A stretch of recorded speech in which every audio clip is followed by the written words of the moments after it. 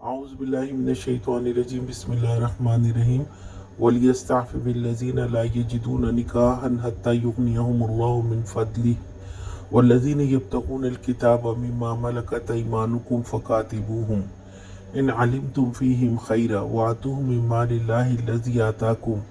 ولا تكرهوا فتياتكم على البغاء إن أردنا تحسنا لتبتغوا عرض الحياة الدنيا ومن يكرهن فإن الله من بعد إكراههن غفور رحيم۔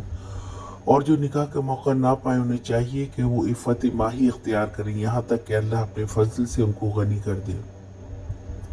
اور تمہارے مملوکوں میں سے جو مکاتبت کی درخواست کرے ان سے مکاتبت کر لو، اور اگر تمہیں معلوم ہو کہ ان کے اندر بھلائی ہے اور ان کو اس مال میں سے دو جو اللہ نے تمہیں دیا ہے، اور اپنی لونڈیوں کو اپنے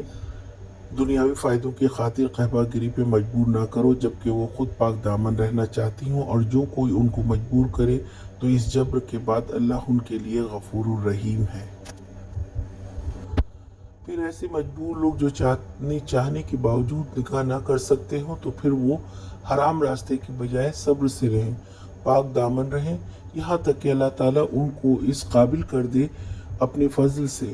غلام اپنے آقا سے آزادی کا معاہدہ کرے کہ پیسوں یا خدمت کے بدلے اسے آزاد کر دیا جائے تو اس کو اس کی اجازت دی جائے یہاں تک کہ غلامی کا رواج ختم ہو۔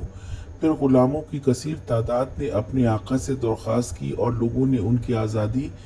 خریدنے میں مدد کی۔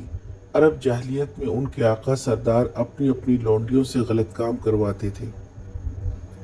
پھر ان لونڈیوں نے بھی اپنی آزادی کی کوشش کی، نبی صلی اللہ علیہ وسلم کے پاس آئیں تو یہ آیت نازل ہوئی کہ زبردستی ان سے زنا نہ کرواؤ، ان احکامات کو معمولی نہ سمجھو۔ اللہ تعالیٰ نے فرمایا کہ ایسے جرم کی سزا معاف نہیں ہے، یہ معاشرے کی بگاڑ اور فساد کا سب سے برا کام ہے۔ اسلامی معاشرے کا یہ حسن ہے کہ ایک دوسرے سے ناجائز تعلق کے بجائے نکاح کر کے باعزت رشتے میں زندگی گزارا جائے۔ آج کا سوال، نکاح کی استطاعت نہ رکھنے والے کیا کریں؟